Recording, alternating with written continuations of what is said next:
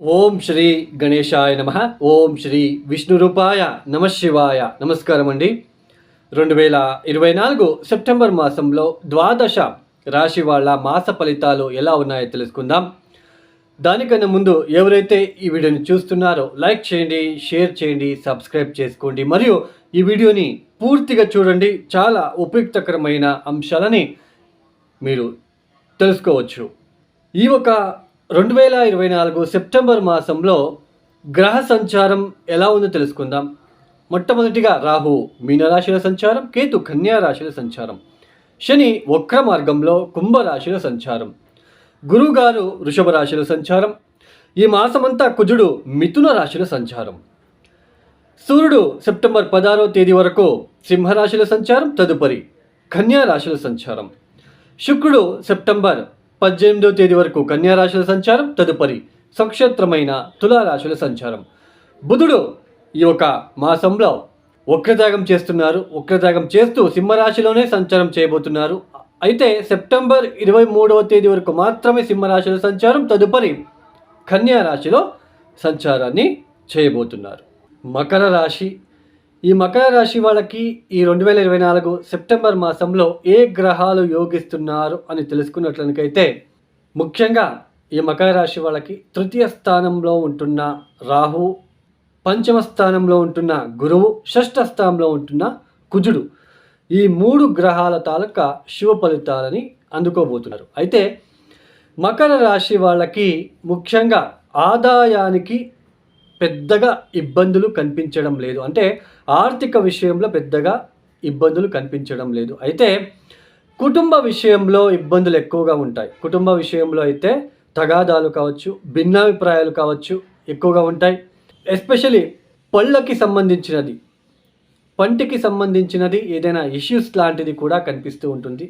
ఆహారం విషయంలో కూడా ఇబ్బందులు, సరైన సమయానికి వేళకి భోజనం చేసుకోలేకపోవడం లాంటిది కూడా ఇక్కడ కనిపిస్తూ ఉంటుంది. అంటే పంటికి సంబంధించినది ఏదైనా ఇష్యూస్, తర్వాత ఆహారానికి సంబంధించిన ఏదైనా ఇష్యూస్, కుటుంబ వ్యక్తులతో ఏదైనా ప్రాబ్లమ్స్ లాంటివి కనిపిస్తూ ఉంటుంది. విద్యార్థులకు కాస్త ఇబ్బందికరంగా ఉంటుంది.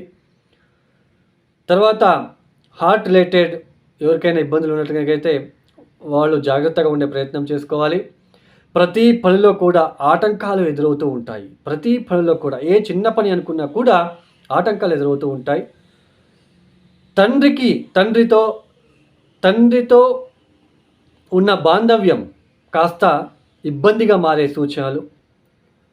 అంటే తండ్రికి కావచ్చు, తండ్రి తరపున అన్నదమ్ములు కావచ్చు, వాళ్ళకి ఏదైనా ఆరోగ్య సమస్యలు, వాళ్ళ ద్వారా ఏదైనా నెగిటివ్ వార్త, అశుభ వార్త వినడం లాంటిది, రుతహ కాస్త అపవాదాలు లాంటివి కూడా వచ్చే సూచనలు కూడా ఇక్కడ నిండుగా కనిపిస్తూ ఉంటుంది.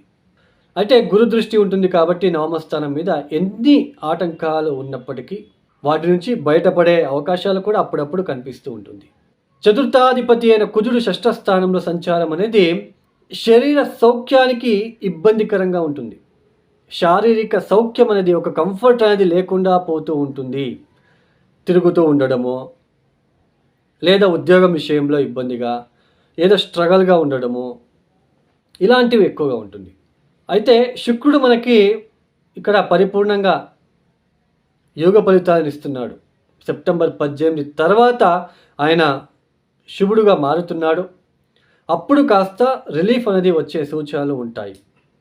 ఇలా ఎన్ని ఉన్నప్పటికీ మనకి ఈ యొక్క మకర రాశి వాళ్ళకి కాస్త గురుబలం ఉన్నప్పటికీ, కుజుబలం ఉన్నప్పటికీ కూడా కొన్ని ఇబ్బందులు ఎదుర్కోవాల్సిన ప్రమేయము ఏర్పడుతూ ఉంటుంది ఈ యొక్క మాసంలో.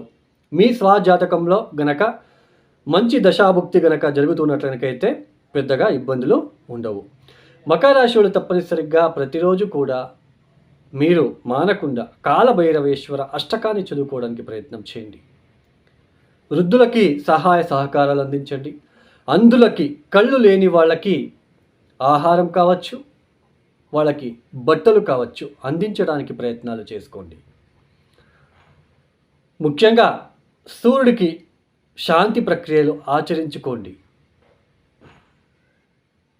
సూర్యుడికి అంటే సూర్య టెంపుల్కి వెళ్ళి ఏదైనా అభిషేకం లాంటిది, ఎరుపు రంగు వస్త్రం అక్కడ ఆయనకి దానం ఇవ్వడం, డొనేషన్ ఇవ్వడము, గోధుమరవ్వతో చేసిన పాయసాన్ని అక్కడ నైవేద్యం రూపంలో పెట్టి అందరికీ ప్రసాదం రూపంలో ఇవ్వడము, ఇలాంటివి చేసుకోండి. ఈ యొక్క వీడియో మీకు నచ్చితే లైక్ చేయండి, షేర్ చేయండి, సబ్స్క్రైబ్ చేసుకోండి. సర్వే జనో సుఖినో భవంతు. ధన్యవాదములు.